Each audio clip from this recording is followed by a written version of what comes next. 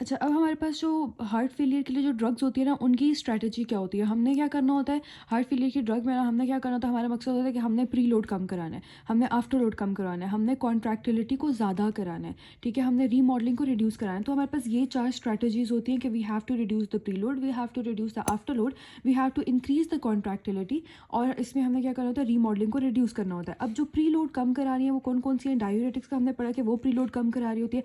एसिनेटेड आर्ब्स का पढ़ा था, वो प्री लोड आफ्टर लोड दोनों कम करवा रहे होते हैं। फिर वीनो डायलेटर्स, जो भी हमारे पास एक होते हैं आर्टीरियो वेजो डायलेटर्स में 2 कैटेगरीज आती हैं, एक होते हैं आर्टीरियो डायलेटर्स और एक होते हैं वीनो डायलेटर्स।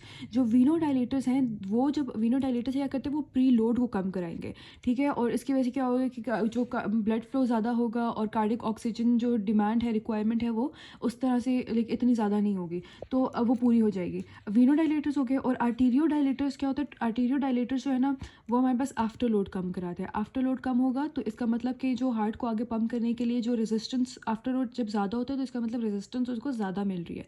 तो अब उसको रेजिस्टेंस ज़्यादा नहीं मिलेगी, तो उसको देखो ईजिली अपना जो ब्लड है वो पंप कर पाएगा। तो आफ्टर लोड कम होगा तो ये आर्टीरियो डायलिटर्स कराते हैं, प्री लोड कम वीनो डायलिटर्स कराते हैं।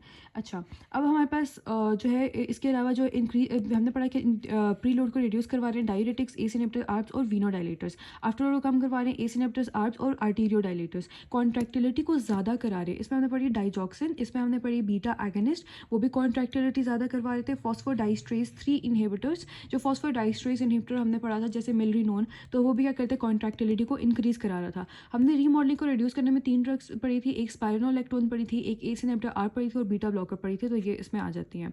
अच्छा, अब हमारे पास यही वाली बात लिखी हुई है कि हम लोग सबसे पहले बात करते हैं कि प्राइमरी ट्रीटमेंट क्या है क्रोनिक हार्ट फेलियर का। इसमें अगेन वही वाली बातें आ रही है कि क्रोनिक हार्ट फेलियर में हमने कौन सी ड्रग्स देनी है। जो हम पढ़ गए हैं इसके यही है कि एस इनहिबिटर्स या आर्ब्स, एस इनहिबिटर आर्ब्स दोनों कंबाइन नहीं देते, या तो एस इनहिबिटर देंगे या आर्ब देंगे। इसके अलावा हम बीटा ब्लॉकर देते हैं लाइक मेटाप्रोलोल, बिसोप्रोलोल, कार्विडोल, ठीक है? मेटाप्रोलोल, बिसोप्रोलोल, कार्विडोल, बीटा ब्लॉकर्स दे देंगे।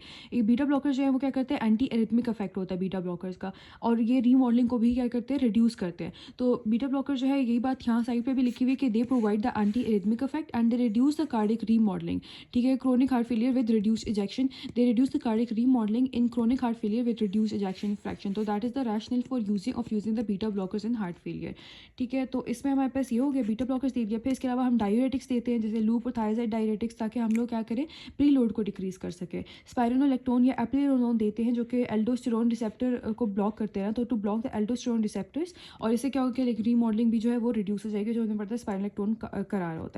इसके अलावा हम हाइड्रोलेजीन देते हैं, जो और हाइड्रोलेजीन इज़ बेसिकली